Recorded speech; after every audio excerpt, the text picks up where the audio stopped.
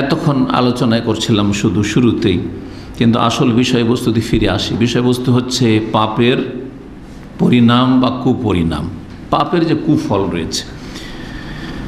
অনেক আইম্মাই কেরামগণ এর ওপর অনেক বিস্তারিত লিখেছে। তার মধ্যে ইমাম ইবনুল কাইয়িম রহমতুল্লাহ আলাইহি সবচেয়ে বিস্তারিত লিখেছেন পাপের কুফল সম্পর্কে। অনেকগুলি কুফল লিখেছেন।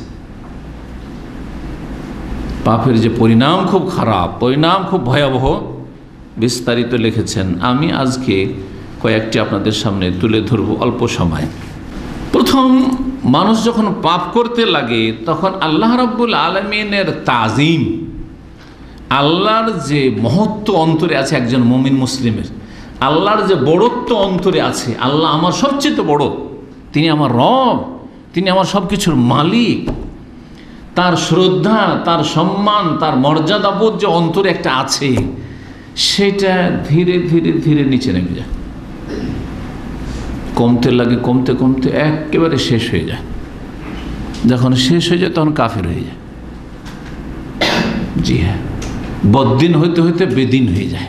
জি হ্যাঁ, তার দিনের অবস্থা, ধর্মীয় অবস্থা খুব খারাপ, খারাপ হতে হতে একেবারে খারাপ, তখন বড় কাফের মুশরিক হয়ে যায়। সূরা হজের আয়াত নম্বর 32 আল্লাহ রাব্বুল ইরশাদ করেছেন এই মর্মে, যালিকা, শোনো, ওয়ামান ইউআযযিম শাআইরাল্লাহি ফাইন্নাহা মিন তাকওয়াল কুলুব, যারা আল্লাহর নিদর্শনাবলীর শ্রদ্ধা সম্মান করে, আল্লাহর যেগুলি নিদর্শন আছে, মানে আল্লাহকে চেনার উপায় আছে, অথবা আল্লাহ রাব্বুল আলামিনের বিধিবিধানকে শায়ের বলা হয়। আল্লাহর এক হচ্ছে আল্লাহকে চেনার উপায়, যেগুলি সে আল্লাহ নিদর্শন, আর আল্লাহ রাব্বুল আলামিনের যেসব বিধিবিধান রয়েছে মানব জাতির জন্য, সেগুলি হচ্ছে আল্লাহর শায়ের। এই জন্য ইন্না সাফা ওয়াল মারওয়া মিন শায়েরিল্লাহ, সাফা মারওয়া হচ্ছে আল্লাহর শায়ের, সাফা থেকে মারওয়া, সাই হচ্ছে হজ উমরার একটি গুরুত্বপূর্ণ অংশ। জি হ্যাঁ, মেনা, মুজদালিফা, আরাফা, এইসব জায়গায় যে ইবাদতবন্দিগুলো রয়েছে, কোরবানি, হাদি, এগুলি হচ্ছে শায়ের। অল বুদনা জাআলনাহা লাকুম মিন শায়েরিল্লাহ, কোরবানির উট আল্লাহর নিদর্শন, আল্লাহর বিধান যে তোমরা কোরবানি করবে হাজি সাহেবরা। তো যারা আল্লাহর শায়েরের তাজিম করবে, আল্লাহর বিধানের যদি তাজিম করার কথা আল্লাহ বলেন এখানে, তাহলে আল্লাহর তাজিম কত করতে হবে? যাদের অন্তরে আল্লাহর তাজিম এবং আল্লাহর শায়ের নিদর্শনাবলীর তাজিম রয়েছে, জানতে হবে ফাইন্নাহা মিন তাকওয়াল কুলুব, এটা তার অন্তরের আল্লাহ ভীরুতা, পরহেজগারির ফলাফল। অন্তরে আল্লাহর ভয় আছে বলেই তার অন্তরে তাজিম আছে। মানুষের অন্তর থেকে যখন ভয় চলে যায়, আল্লাহর তাকওয়া শেষ হয়ে যায় বা দুর্বল হয়ে যায়, তখন আল্লাহর তাজিম, আল্লাহর শ্রদ্ধা সম্মান কমে আসে, আল্লাহর মর্যাদা কমে আসে।